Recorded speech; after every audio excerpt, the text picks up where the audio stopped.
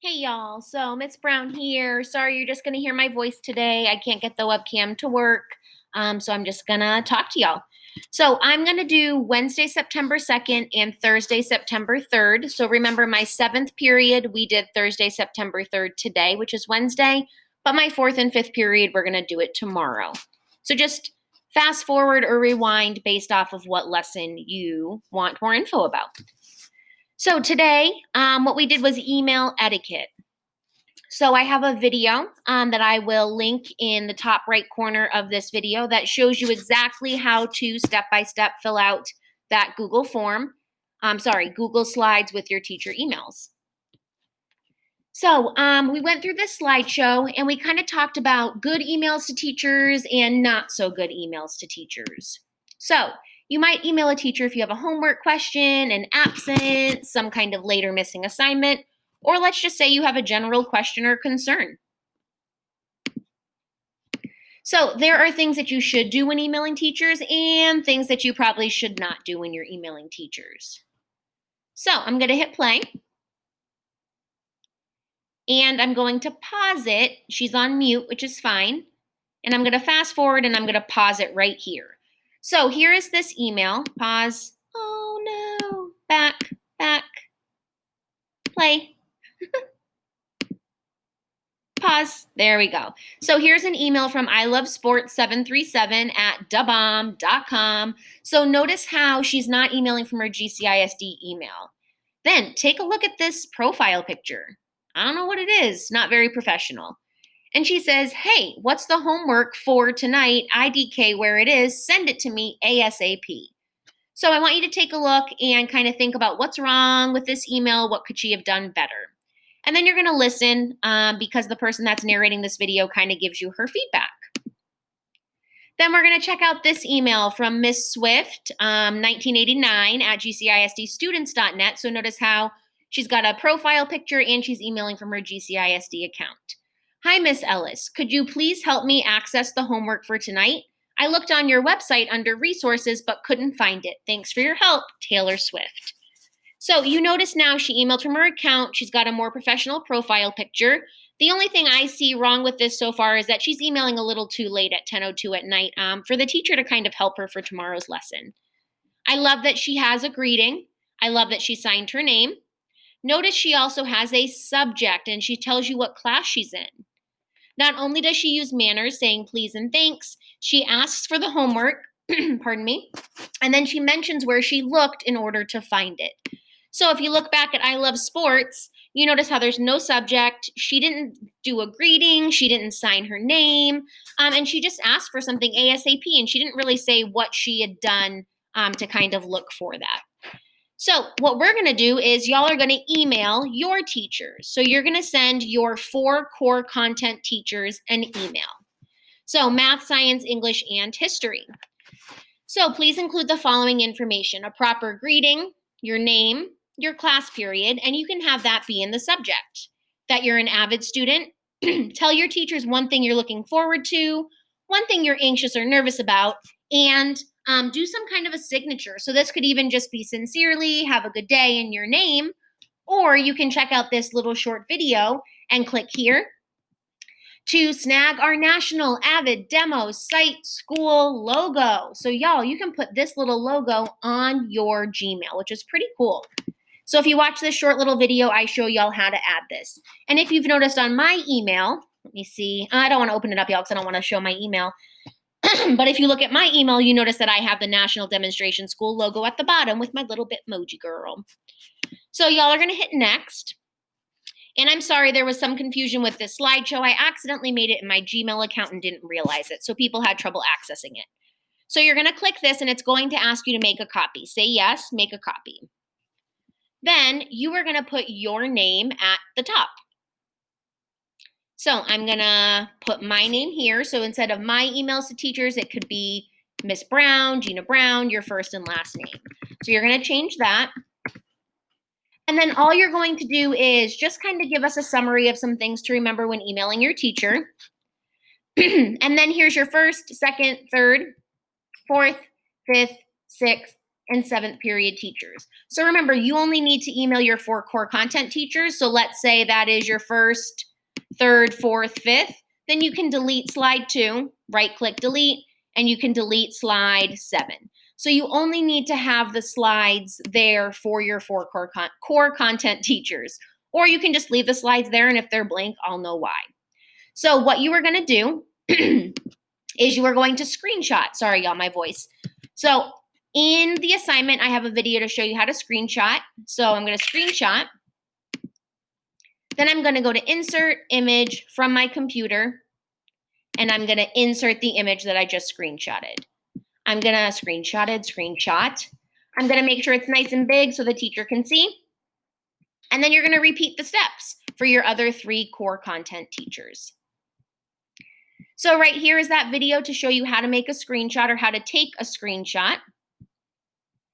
And then right here is the quick video to show you how to do what I just pretty much showed you, how to insert images on your teacher email slide.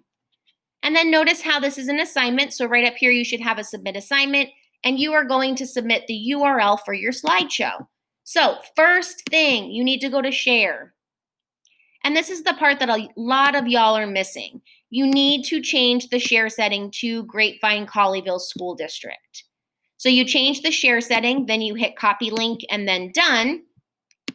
And then when you go to submit your assignment, notice how we're accepting a website URL. So you'll hit submit, then somewhere down here, you'll have some tabs. One will say website URL. You'll simply click there and then hit paste, and you'll paste in your URL and submit your assignment, y'all. So that's what we did on Tuesday for my 7th period, and today, Wednesday, September 1st, for my 4th and 5th period. So we even have a little to-do list just to remind you of exactly what you needed to get done. So for my 4th and 5th period on Thursday, here is what we are going to do. So I'm going to do this video a day ahead, so that way y'all will have it for tomorrow morning. So we're going to talk about slanting. So I want y'all to watch this quick 60-second video. And slanting is sitting up, looking, asking or answering questions, navigating through modules, and tracking the speaker. So we kind of change this a little bit to coincide with online learning. So sitting in a space that's most comfortable, but somewhere you can be focused. So maybe your bed might not be the best space for you. Maybe it might. Then you're going to look at the screen, avoid distractions. You are going to ask questions when you're confused and answer whole group discussion or chat questions when you should. You're going to navigate through the modules with your class, and you are going to track the speaker with your ears. So if you are not having your camera on, that's okay. You should be tracking the speaker by listening to them. Then you have a little student choice, y'all. You can do option 1, which is create a Flipgrid video all about slanting in a virtual classroom setting, or you can make a virtual classroom slant poster, y'all, which is pretty cool. So if you're going to do option 2, the poster, click here for the poster template. It is a Google Slide template, so you need to hit make a copy. Then you are going to change the word copy of to your name. So y'all notice how there is like kind of a list of steps whenever you are copying a slideshow or a document. You always want to change the name, and then you always want to change the share settings right away. So I'm going to go to share, and then I'm going to go here where it says restricted, and I'm going to change it to GCISD. So see how it automatically populates restricted? So I'm going to click here to change, and then I'm going to change it from restricted to GCISD. And before I hit done, I'm just going to copy the link, and that way I'll have it ready to go to submit. Or you can go to share when you're done creating the the virtual poster, and hit copy link, and you can share it from there. So y'all, I want color, I want images. You can change the background by clicking here and going up to background. You can make something nice and bright so it's nice and easy to see. If you go to insert, you can insert images from the web, y'all, so you don't even have to save them to your computer. So images from the web. And I can type student at desk.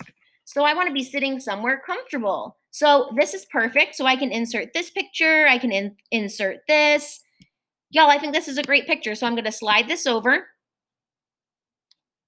And once it loads, I'm going to kind of shrink it up. And I'm going to pop that right next to the S. And then I'm going to write a little something about sitting up and all that jazz. And I can add some borders by putting a text box. I can pop a text box around this. And then I can go up here and I can change that and I can make it a little bit thicker so that way I have a nice little border.